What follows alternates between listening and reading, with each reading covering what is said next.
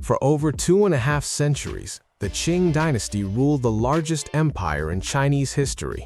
It had survived invasions, floods, and rebellions that killed tens of millions.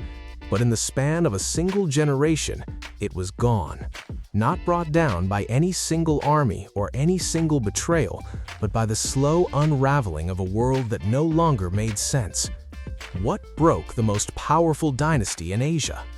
Welcome back to EchoMind Documentaries. If this is your first time here, subscribe, like, share, and turn on notifications so you never miss a story. Let's dive back into the topic.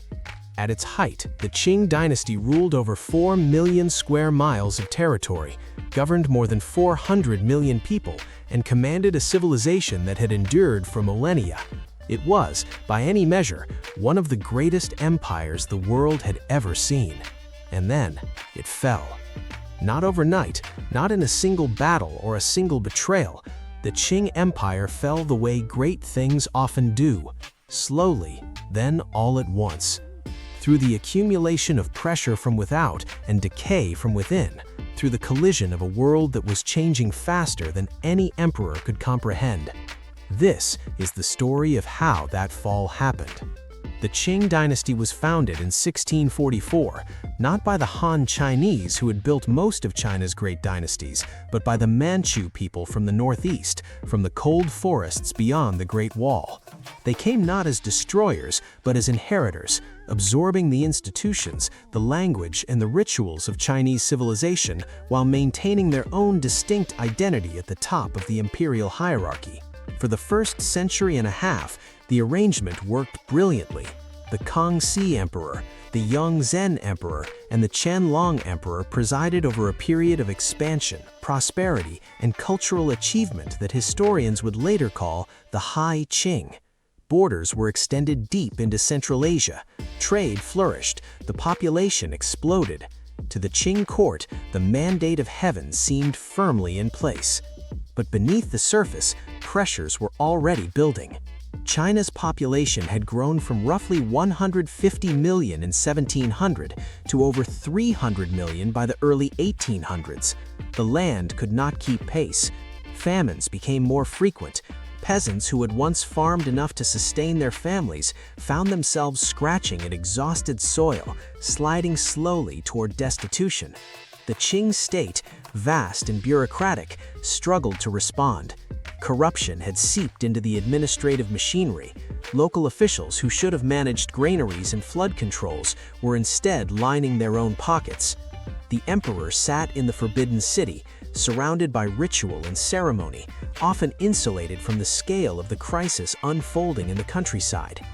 Then came the outsiders. By the late 18th century, European powers, led by Britain, were pressing hard against China's carefully managed trade restrictions. For centuries, the Qing had limited foreign commerce to a single port, Canton, and imposed strict rules on what could be bought and sold. The British Empire chafed against these restrictions. It wanted open markets, direct diplomacy, and access to the vast wealth it imagined sitting behind China's walls. When a British embassy arrived in 1793 under Lord Macartney, the Qianlong Emperor was unmoved. He sent back a letter, famously composed with imperial confidence, informing King George III that China had no need of foreign goods. The Celestial Empire, he wrote, possessed all things in prolific abundance. It was a statement that would not age well. What Britain could not achieve through diplomacy, it achieved through trade, and when trade was blocked, through something far more corrosive. Opium, grown in British India, had been flowing into China for decades. By the 1830s, the flood had become a flood. Millions of Chinese were addicted. Silver was hemorrhaging out of the economy to pay for the drug. The social fabric in coastal cities was fraying. When the Qing authorities attempted to stop the trade, seizing and destroying over 20,000 chests of British opium in 1839, Britain responded with overwhelming military force. The First Opium War lasted less than 3 years, but its consequences reshaped China's position in the world. Qing forces, equipped with outdated weapons and fighting under a command structure that had not been reformed in generations, were unable to meet the British Navy in any meaningful contest. The Treaty of Nanking in 1842 forced China to open 5 treaty ports, cede Hong Kong to Britain, and pay a massive indemnity. It was a humiliation unlike anything the dynasty had experienced, and it was only the beginning. More wars followed. The Second Opium War in the 1950s, the burning of the Old Summer Palace, the Yuanming Yuan by Anglo-French forces in 1860, a deliberate act of destruction aimed at the heart of imperial prestige. More treaties, more ports, more concessions. The Qing court signed agreement after agreement, each one carving away another piece of sovereignty. Each one announced to a population that was growing angrier and more desperate. The internal collapse was accelerating alongside the external pressure. The Taiping Rebellion, which erupted in 1850 and lasted until 1864, was not a minor peasant uprising. It was a catastrophic civil war that at its peak controlled much of southern China. Led by Hong Quan, a man who believed himself to be the younger brother of Jesus Christ, the Taiping Heavenly Kingdom fielded armies of millions and established a rival capital at Nanjing. The fighting that followed was among the deadliest in human history. Estimates of the death toll range from 20 million to 30 million people, perhaps more. The Qing survived the Taiping Rebellion only barely, and not through the strength of the imperial armies. It survived because provincial leaders, men like Zhang Wufan and Li Hongzhang, raised their own regional forces, funded through their own networks, loyal to themselves as much as to the throne. The dynasty had been saved by men whose power it could not entirely control. That shift from central authority to regional strongmen would define the next half-century. In the decades following the rebellions, a faction within the Qing government recognized that something fundamental had to change. The self-strengthening movement of the 1860s through the 1890s represented an attempt to modernize China's military and industrial capacity while preserving the essential structure of Confucian governance. New arsenals were built, Western weapons were purchased and copied, a modern navy was assembled. But the movement was piecemeal, underfunded, and perpetually undercut by conservative factions at court who saw any deep reform as a threat to the existing order. The test came in 1894, when Japan, a nation that had only begun its own modernization 30 years earlier, went to war with China over influence in Korea. The result was a disaster.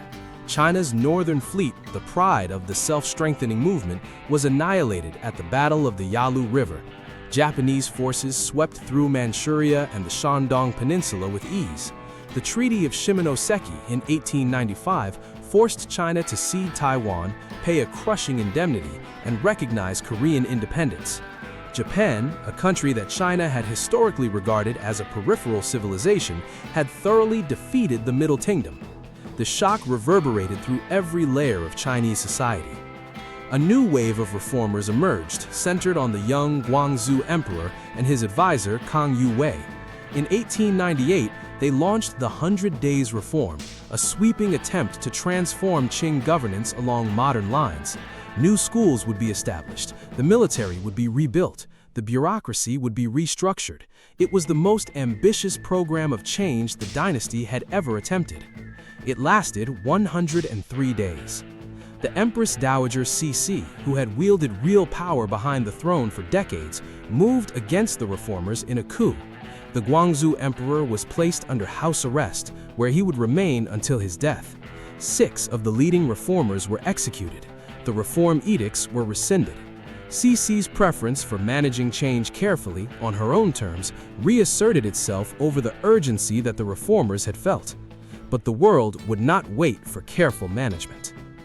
On October 10, 1911, in Wuchang, China, a bomb accidentally exploded in a revolutionary safe house. The soldiers involved, knowing they would be arrested, launched an uprising that night. They expected to be crushed. Instead, their commanding officers joined them. Within weeks, province after province declared independence from the Qing, not through conquest, but through defection. The new armies the dynasty had built simply switched sides. The governors the Qing had appointed either fled or joined the revolution. The dynasty desperately turns to Yuan Shikai, the most powerful military commander in China, to suppress the uprising. Yuan Shikai negotiated instead. He reached an agreement with both the revolutionaries and the imperial court that would end the dynasty peacefully in exchange for Yuan becoming the first president of the new republic. On February 12, 1912, the 6-year-old Emperor Puyi formally abdicated. The Edict of Abdication, written in his name, acknowledged that the will of the people had made clear that the dynasty's time had passed. It was, in the long sweep of Chinese history, a remarkably restrained ending for an empire that lasted 268 years. But it was an ending nonetheless. The fall of the Qing was not caused by any single catastrophe. It was the convergence of a population that had outgrown its land, an economy that had been penetrated and distorted by foreign trade, a military that had been humiliated by nations it had long considered inferior, a political structure that could not reform itself fast enough to survive the pace of change, and a court that too often chose the preservation of its own power over the survival of the system it was meant to govern. Empires do not fall because they are weak. They fall because the world changes and they cannot.